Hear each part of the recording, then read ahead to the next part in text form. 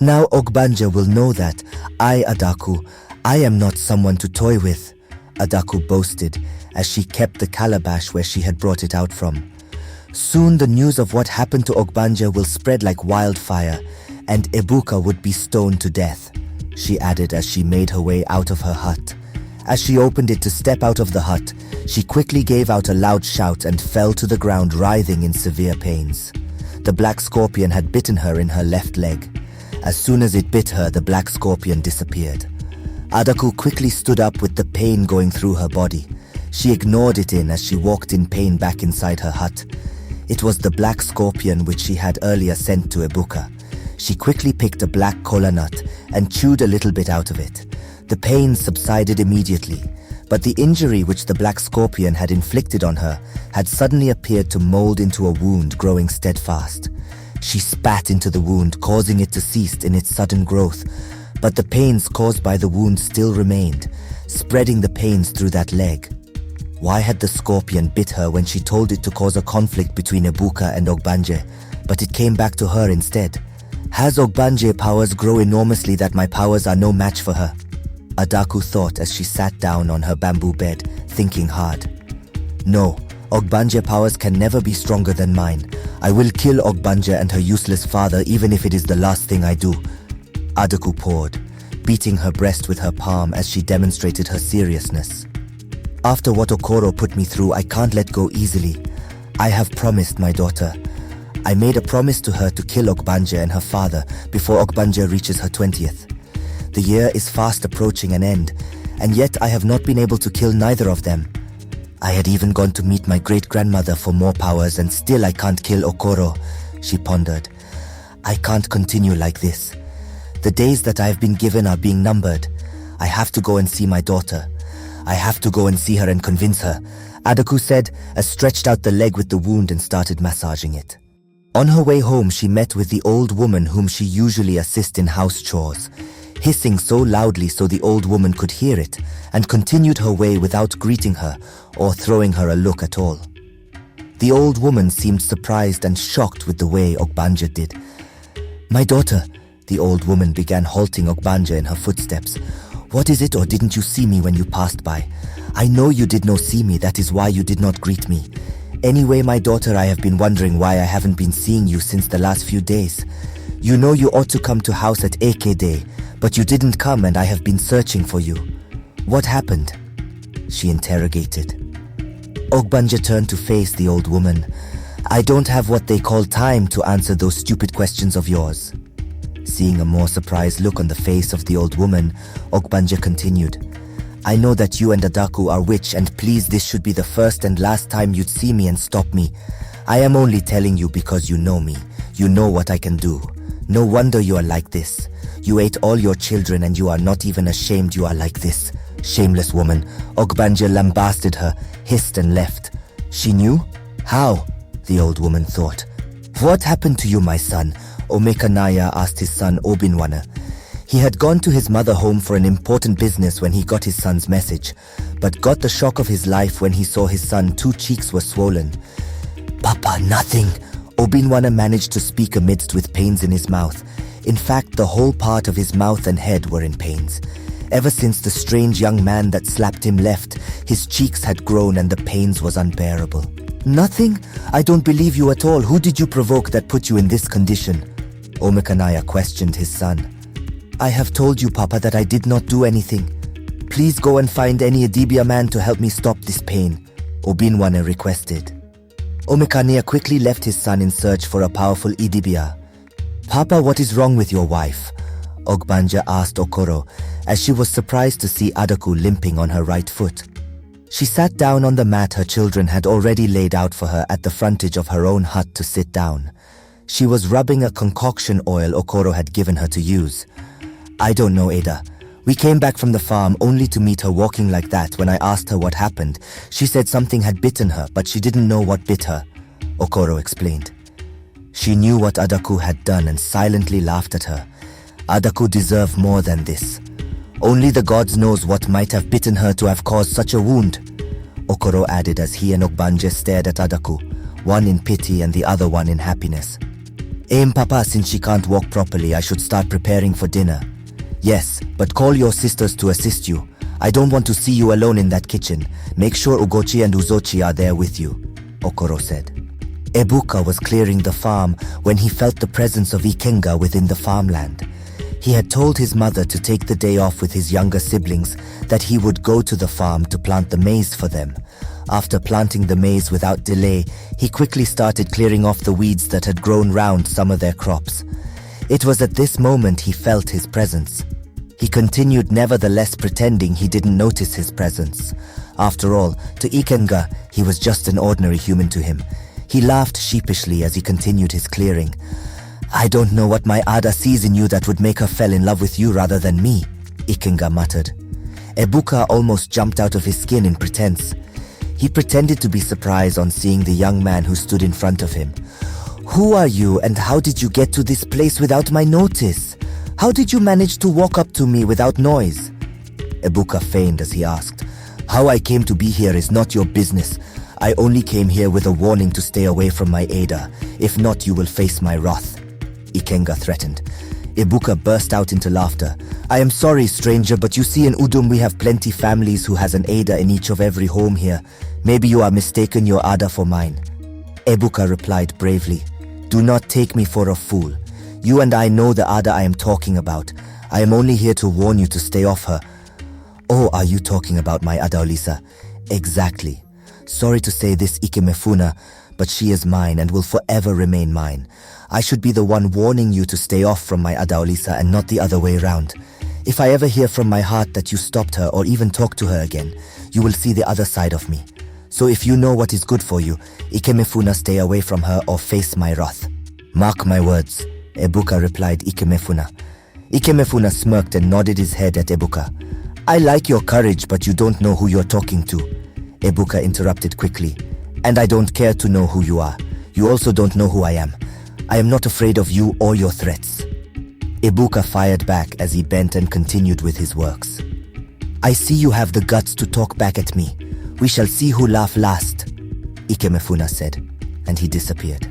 Where one falls is where his god pushed him down. Obinwana, your chi has deserted you. You must dance to the beat you started. Oku, a dibia from another village, told Omenkanaya and his son Obinwana.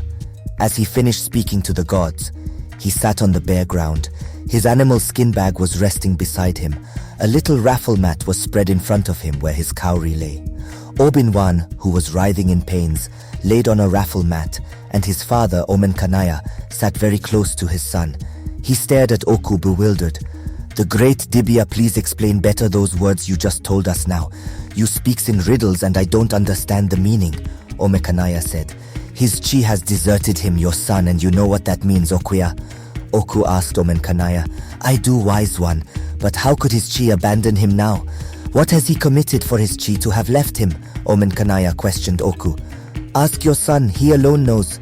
He was warned severely to stay away from a particular lady, that she was being protected by some higher forces, and has even gotten married to one, but your son stares in the face of the gods and dared them. The outcome is this result. You should be thankful, Omenkanaya, that the gods didn't strike your son dead, Oku said as he explained to Omenkanaya. Wise one, please help me. How can I return his chi? You know, if one is without his chi, he would never amount to anything in life, and he will become useless to mankind. Biko, is there no other way out for my son to be healed and his chi returned?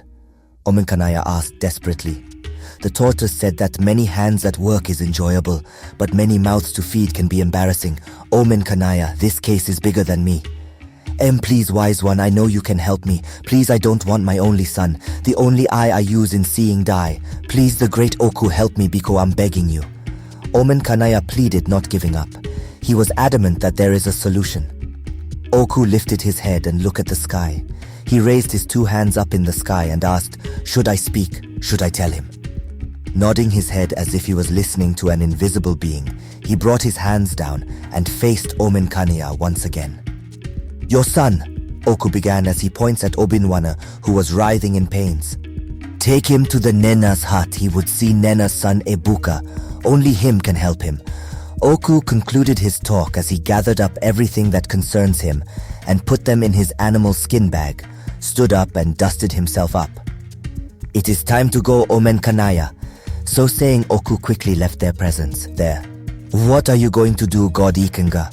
The humans seem to have a strong power backing him up for him to challenge you the way he did." Aku began softly and slowly to the hearings of Ikenga, who has been pacing about since he came home.